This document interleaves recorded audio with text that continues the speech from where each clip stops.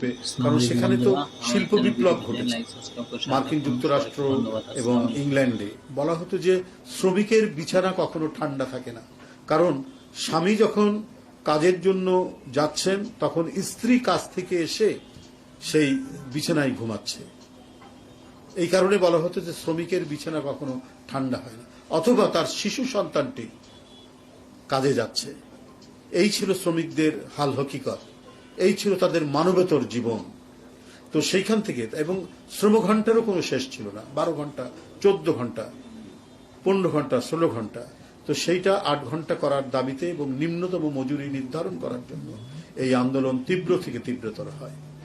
এবং সেই তীব্রতর করার ক্ষেত্রে এটিকে দমন করার জন্য ওই নাশকতার আশ্রয় বা নাশকতার কথা বলে সেখানে পুলিশের উপর বোমা বিস্ফোরণ ঘটিয়ে কয়েকজন পুলিশ মারা যায় এবং শ্রমিক নেতাদেরকে ধরে নিয়ে যাওয়া হয়। দেখুন, এটা এতই ন্যায্য আন্দোলন ছিল যে পৃথিবীর বিভিন্ন বড় বড় কবি সাহিত্যিকদের মনেও নাড়া দিয়েছে। এবং যে শ্রমিক নেতাদের বিচার কার্য চলছিল, সেই বিচার কার্যে এত অমানবিক যে পৃথিবীর আপনার মননশীল হৃদয়ও কেঁদে উঠেছিল।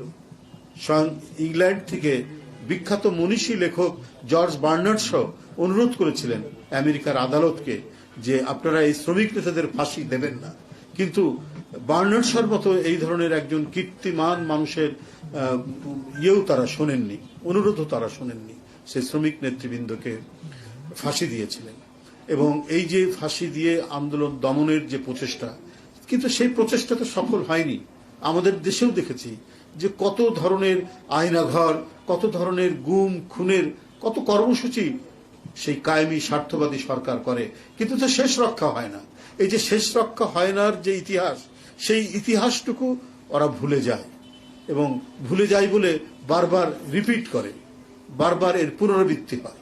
এবং সেই পুনরাবৃত্তি আমরা এখানেও দেখেছি, এবং সেই পুনরাবৃত্তির জোরেই আমরা দেখেছি ইতিহাসে যে স্বৈরাচারের যে পতন হয়, সেই পতনও আমরা লক্ষ্য করেছি। সেই জন্য আমি বলেছি যে 19বিংশ শতাব্দীর হে মার্কেটে শ্রমিকদের যে আন্দোলন এবং আমাদের এখানে বৈষম্য বিরোধী যে আন্দোলন হয়েছে দুনিয়া কাঁপানো, যে এটার মধ্যে চরিত্র এবং বৈশিষ্ট্যের মধ্যে কোনো আমরা পার্থক্য দেখিনি, বরং প্রায় সমগোত্রীয়। বন্ধুরা, বৈশাখের খরতাপের মধ্যে আমাদের আমন্ত্রণে আপনারা উপস্থিত হওয়ায় কৃতজ্ঞতা জানাচ্ছি। সাংবাদিক বন্ধুগণ, আগামীকাল বৃহস্পতিবার 1 মে ঐতিহাসিক মহান মে দিবস, বিশ্ব স্বীকৃত আন্তর্জাতিক শ্রমিক দিবস। 1886 সালে আমেরিকার শিকাগো শহরের হে মার্কেটে শ্রমিকদের রক্তস্নাত আন্দোলনের মাধ্যমে অর্জিত আন্তর্জাতিক শ্রমিক দিবস পালনের জন্য বাংলাদেশের সর্বকালের শ্রেষ্ঠ শ্রমিক শহীদ রাষ্ট্রপতি জিয়াউর রহমান বীর উত্তম প্রতিষ্ঠিত বাংলাদেশ জাতীয়তাবাদী শ্রমিক দল আগামীকাল দুপুর 2 ঘটিকায় নয়া পল্টন বিএনপি কেন্দ্রীয় কার্যালয়ের সামনে শ্রমিক সমাবেশ করবে।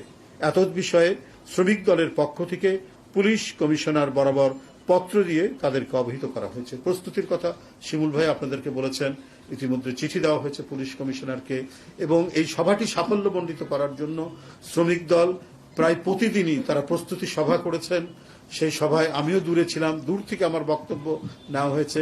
নজরুল ভাই স্বয়ং উপস্থিত থেকেছেন, শ্রমিক নেতৃবৃন্দ উপস্থিত থেকেছেন। এগুলো টোটাল তত্ত্বাবধান এবং এটা সমন্বয় করেছেন শিমুল ভাই। ক্রমাগতভাবে প্রতিনিয়ত প্রতি মুহূর্তে ঘন্টায় ঘন্টায় তারা এই কাজগুলো করেছে। প্রিয় সাংবাদিক বন্ধুগণ, বাংলাদেশ বিবিএস এর হিসাব অনুযায়ী 12 কোটি ভোটারের মধ্যে 7 কোটি 35 লাখ শ্রমিক সমাজের মর্যাদার জন্য একটি দিন বিশ্ব স্বীকৃতি দিয়েছে মে দিবস। বাংলাদেশে আজ সবচেয়ে অবহেলিত শ্রমিক সমাজ। দ্রব্যমূল্যের ঊর্ধ্বগতি, জীবনযাত্রার ব্যয় বৃদ্ধি, বাজার মূল্যের সাথে অসঙ্গতি, কম মজুরিতে শ্রমিক সমাজের এখন বেঁচে থাকাই কষ্টকর। অগণতান্ত্রিক শ্রম আইনে মালিকপক্ষের স্বার্থকে প্রাধান্য দেওয়ায় শ্রমিক সমাজ সর্বত্র হয়রানি সহ নানাবিধ অসুবিধার সম্মুখীন হচ্ছে। বিগত ফ্যাসিস্ট আমলে শ্রমিকদের সংগঠিত হওয়া ও অবাধ ট্রেড ইউনিয়ন অধিকার থেকে দূরে ঠেলে দেওয়া হয়েছিল। অত্যাবশ্যকীয় পরিষেবা বিল 2023-এর মাধ্যমে শ্রমিক কর্মচারীদের দাবি উত্থাপনের অধিকারকে আইন করে বন্ধ করার ব্যবস্থা করা হয়েছে।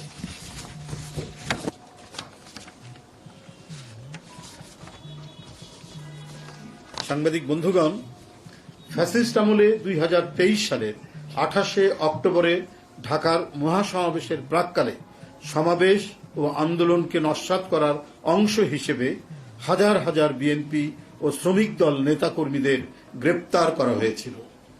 ওই সময়ে কারাবন্দী শ্রমিক দল নেতা ফজলুর রহমান কাজলের হাতে হ্যান্ডকাপ, পায়ে ডান্ডা বেরি পড়া অবস্থায় হাসপাতালের বারান্দার ফ্লোরে বিনা চিকিৎসায় হত্যা, মজুরি বৃদ্ধির আন্দোলনে 4 জন গার্মেন্টস শ্রমিক আঞ্জুয়ারা খাতুন, রাসেল হাওলাদার, জালাল উদ্দিন ও ইমরানকে আওয়ামী সন্ত্রাসী ও পুলিশ গুলি করে হত্যা করেছিল।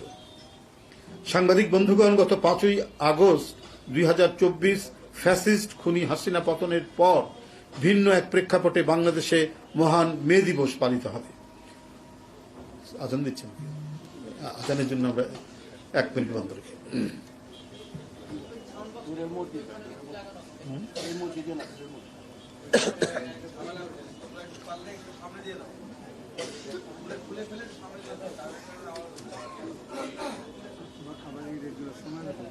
হ্যাঁ ও দূরে রেখে। হ্যাঁ,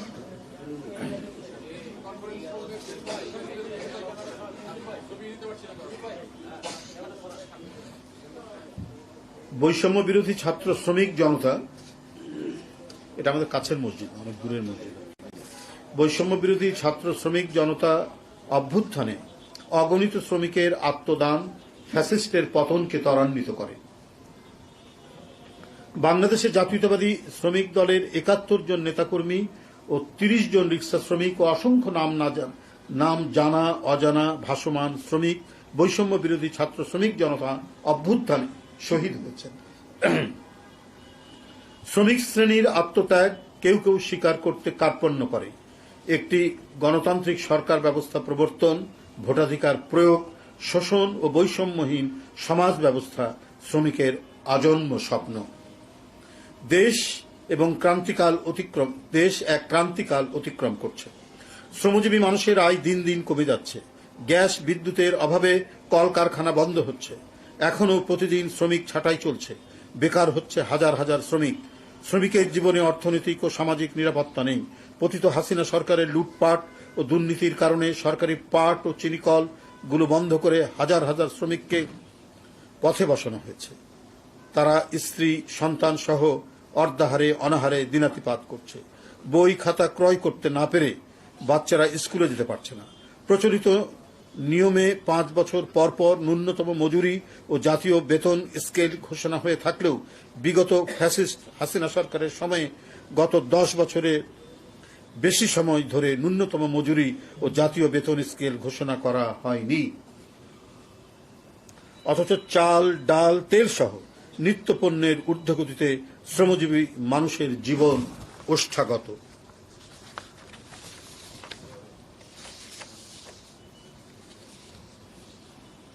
অন্যদিকে সরকারি দপ্তরগুলোতে নিয়মিত পদ বিলুপ্ত করে আউটসোর্সিং নিয়োগ দেওয়া হচ্ছে।